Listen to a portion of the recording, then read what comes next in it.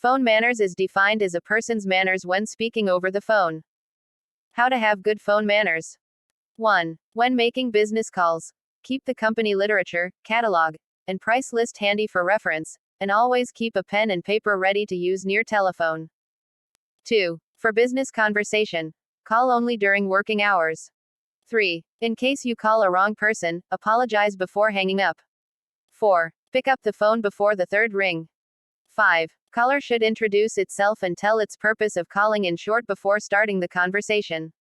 6. Caller should ask for permission to speak. For example, say, "I hope this is a right time to call," or "Should I call you later?"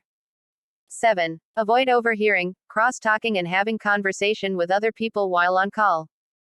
8. Ask for permission from receiver before putting a call on hold, or conference, or transferring call, or keeping on speaker. 9. Do not put a call on hold for more than 1 minute. 10. Do not speak at a very high volume. That would disturb the people around you, and at the same time do not speak at a very low volume that is not audible to listener. 11. Talk clearly and pleasantly. Never be rude on the phone, and keep your emotions in control while speaking on phone. 12. Remember that it is the caller who keeps the phone down first. 13. Never share confidential information over phone.